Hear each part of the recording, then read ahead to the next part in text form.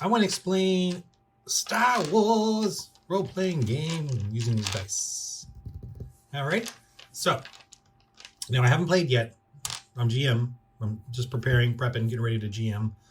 And I've been a GM for 40 years since I was 10. Yeah, I'm old. I've been a DM, whatever. So I'm very comfortable with, doing all this. And I want to just go through this and explain to you how to use these dice for Star Wars. Coffee burp, sorry. Anyway, you know me and coffee burps. Especially when I'm talking, because I never really talk. I'm always sitting quietly. That's probably why I'm doing these videos. Okay, so I'm going to sort these dice out into... Now, this is only one set. You definitely need like 2 or 3 sets of these, but... Anyway, so here's how the dice are set. And these are the good dice, and these are the challenging or opposing dice. Okay, so this dice right here... I'm not looking. Using the new HEVC iPhone 37 or whatever it is. New video. It looks really great quality. Can you see, like... Yeah, great quality. Do I need to do my nails? Anyway, so this die is a sort of outside die where at the beginning of each game, I don't know the exact rules, but like the GM rolls one and the all the players roll, and then you add them up or something like that. And then you have you'll have like some 3 dark side die or points, and then 3, whatever the roll is, good side points of the force. And then, so the players get to use the white one or the good ones and add like an extra bonus die or whatever they want. And then the GM gets to add bad dice or whatever, and then if the players use good die, then it turns into a bad die. So the GM gets more bad die or bad force points or whatever it is. But that's all this is for. And, you can look that up. So it's kind of like inspiration points in D&D. So, and it's like the force, the force is one or whatever. Okay, so how does this work? How do these freaking weirdo dice work? Obviously, it's probably different than a D20. Okay, but here's how it works. So let's, these are basically your skill points, right? Your skill ranks when you want to accomplish something, okay? And then these little explosions are success. Little explosions are success. The little, this little symbol here is a sort of an advantage, a little extra storyline advantage if you get any of these. And obviously this is a critical. If you can do a critical, because they have a little critical table, like with, your arm is injured, you're disoriented, whatever. They roll on the critical table if you get one of these criticals, or it really adds an extra to the success.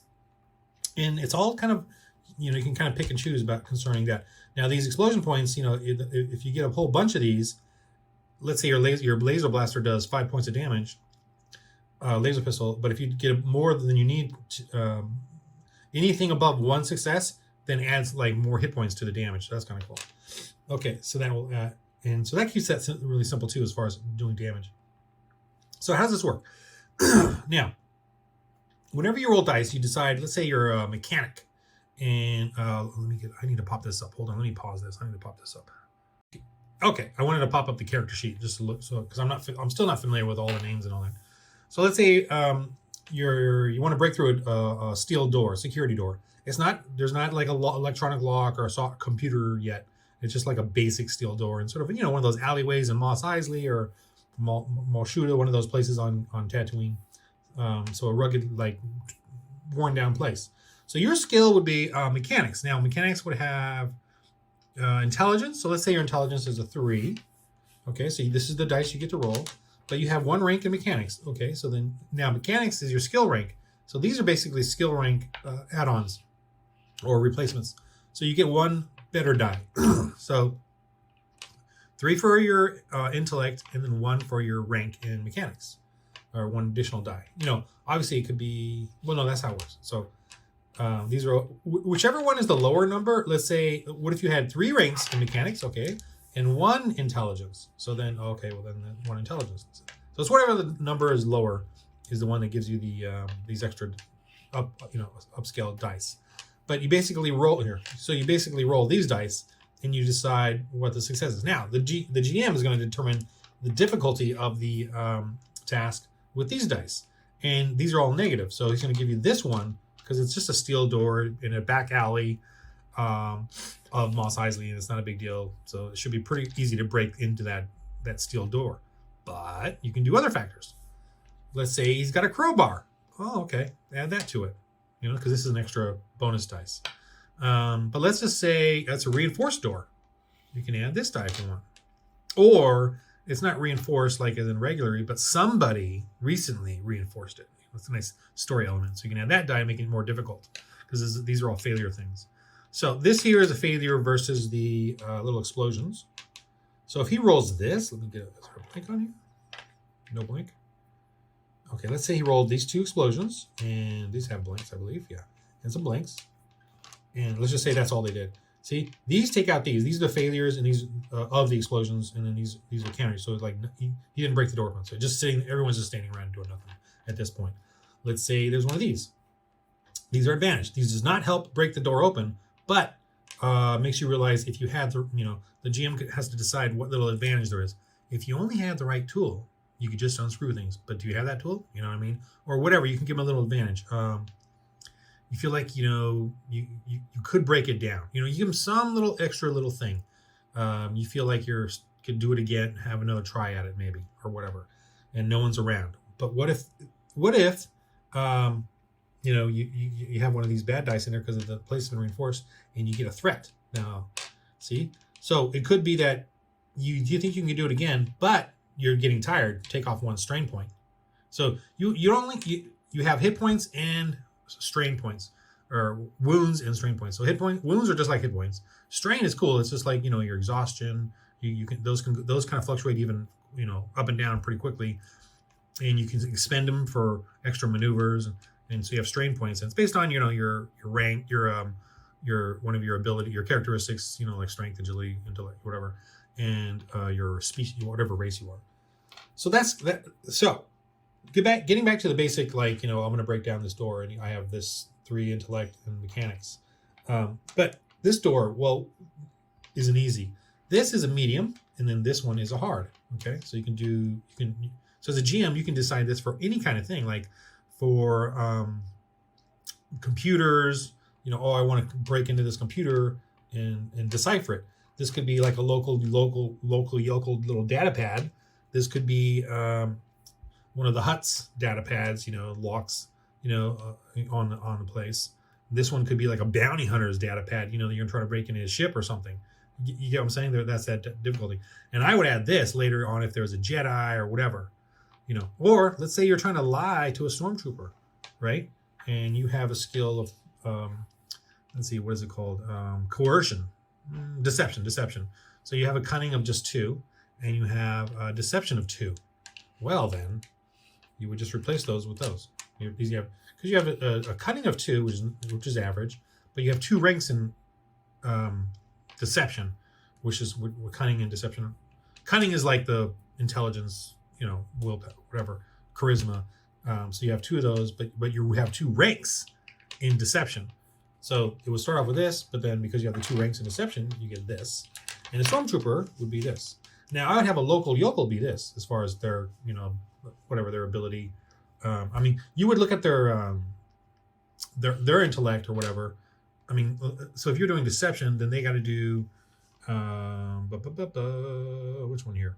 Streetwise, you could have maybe if it's a local yokel, maybe his cunning is 2, and then he has 1 streetwise. You can kind of do that sort of thing for a local yokel. But if it's just a regular guy, I would say 2 is average, because everything has like generally a 2 or a 1. Like if it's just like a kid, someone that's just passing by and you gotta whatever, or just a regular stormtrooper, I would do this, or maybe this for a regular stormtrooper. For a sergeant, I would add another one. I would add another 4th. Well, I would probably add this for like a bounty hunter. You're trying to deceive a bounty hunter, someone who's trying to capture you or whatever. Are you him? And oh no, I'm not that person. So that's how you would use this deception if you had like a 2 cunning plus 2 ranks in deception. That's how that works. Now let's just say I would say the average is kind of like that for a player, like their main skills. They would have 4 ranks or 4 in their brawn, cunning, whatever it is, and then they'd always have at least 1 rank and maybe even 2 ranks in that skill. So like for beginning characters, this is probably the average of what you would roll. And this is what I would have for maybe someone simple that you're going up against, like a background character. This would be a stormtrooper or thug or whatever. This would be a sergeant or a hired hand, or for the huts or whoever. And then of course I would add a fourth one of these, maybe for a little bit tougher. And then of course I would replace it with this if it was like a Mandalorian or a bounty hunter or a really hired guy. And of course you could even go even higher, if it's even tougher. And obviously these subtract these, right? These failures should subtract against your successes. These threats will add extra problems no matter what your success or failure is. And these obviously will add extra advantages. Now, what are these? They do have a list of suggestions on what these could be.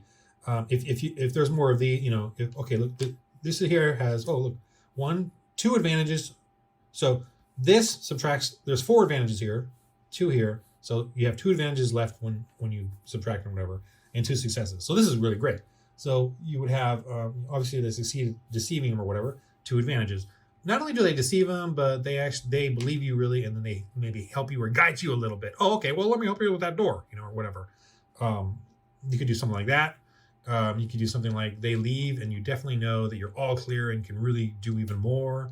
That kind of that's what this advantage kind of helps with. Maybe you gain a restraint. The simplest thing you could do is give them a strain point back. All right, yeah, is that right? Strain? Yeah, strain point back. If you want to sort of give them one of these. And the players could maybe even ask, well, could I refix one of my gear or whatever? It wouldn't be in this. Another simple thing too is if there's more strain points than success points or than advantage points, then you could say that your something breaks. It's like you're trying to break into this really fancy security door, and you get all this, and they roll this. They obviously succeed in getting in the door, but whatever tool you're using breaks, and you're exhausted. You take a couple of stress points or one strain point, that is. You know what I'm saying?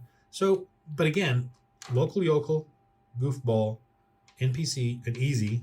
Medium is a stormtrooper, whatever. As far as and this goes for not only for the people, like when you're trying to deceive, but it also goes for the technology, like the security door, computer. If you're doing computers, it could go for the software. It's a locally made, little calculator, data pad software to break into. This could be, something bought off the market that's really good. This could be obviously Imperial or Rebel or something really, old or, really well designed. And this is obviously, Jedi, Commander software or security door or whatever, whatever it is. Okay. Now, concerning shooting, again, this would probably be about the average of a player. If they really want to get into their guns, they'd probably have, ranged light, agility. So agility would probably be 4. Maybe the agility is 3. And then they have 2 ranks in the skill. Okay. So if the agility was 3, then you get that. But then the guy bought 2 ranks of shooting or ranged light. So replace that with that. So that's, what a pistol would be.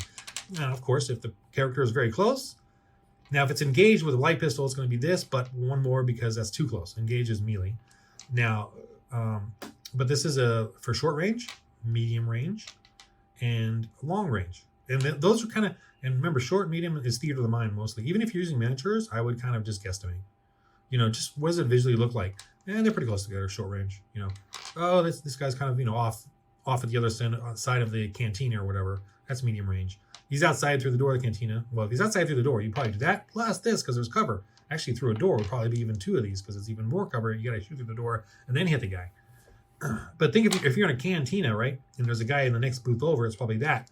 But with a booth there, that means there's cover. So you want to add one of these because these dice, the 8-sided dice, these ones are the basic, skills and opposing difficulty levels.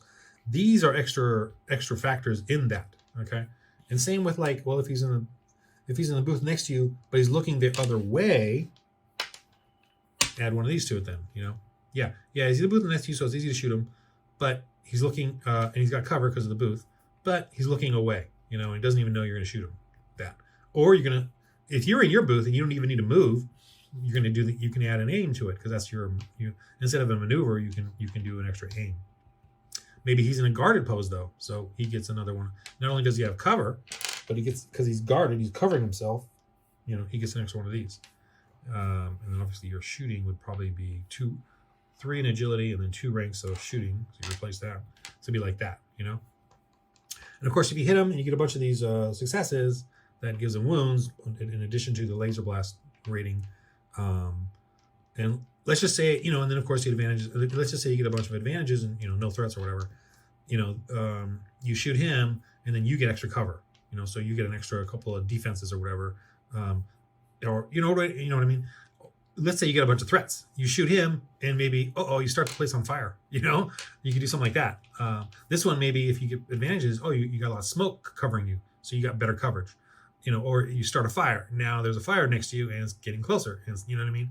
You could do silly stuff like that, or you blast the glass, and the glass shatters and hits you, and you take a strain. You know what you could do, like something like that. You know, the glass around the booth or whatever. So it's pretty cool. It's very simple, really. It's that kind of simple. And again, if you're hard pressed to just make an NPC like they're just going all over the place, again, this is it. There's a local yokel goofball, stormtrooper, you know, hired gun that's really good. This is obviously average hired gun, and this is a really good hired gun. If you, as far as you know, opposing them, and then as far as shooting, you know, this is easy, close range. But if they're really, you know, if the guy's in melee and you got a pistol, obviously it's going to make it a little harder. And then medium range and then long range. And then you can always add factors. And that's kind of cool, adding factors. And this to me is a factor where it's some sort of professionalism is going on, some sort of rank and something, you know, is the opposing things as well as what these are. So that's kind of it. I mean, I just want to explain like the basics. I mean, and again, when you come up with these dice, when you're coming up with how they got to deal with things, is it local yokel? Is it a stormtrooper or hired gun or hired hand? A thug. This is a professional thug, you know, like a bounty hunter type of thing. And this is up in the Imperial Jedi, you know, officer, you know, experienced player, experienced NPC, you know, and then probably even one more purple die in there. So I definitely want to get more purple dice for myself. But that's kind of it. That's it for everything. That's for all the skills you're going to use and what difficulties, you know, and this is obviously what the difficulty the GM is going to set for the thing. Whatever it is, whether it's piloting or astrogation or deception or keeping your cool or coercion or resilience, you know, whatever it is, skullduggery, stealth, you just decide using these dice and these are your skills and you so that's I feel like this is going to be a lot of fun. I feel like I'm going to really enjoy it. And again, and as a GM, I want to tell you that you don't have to create every character they encounter. You just get these basics down. You know, local yokel, stormtrooper, regular thug, you know, hired professional guy, and you know, someone tough is coming in as far as opposing things. And as far as mechanics, like I said, programming, I guess I'm repeating myself. And same with piloting and ships, the same, very similar aspect of doing this kind of stuff. So it's pretty cool. I definitely look forward to playing this. I'll definitely do more videos on this. I'm still playing Dungeons & Dragons. Still got plenty going on there. This is just another fun thing for me to do because I like fantasy and sci-fi. But yeah, hopefully this video will help you get a grasp of how these dice work. And I enjoy making these videos, and I hope you enjoy and learn and, you know, relax into being a DM or GM. Relax and just get the basics. All right, that's it. Hope this iPhone thing works good.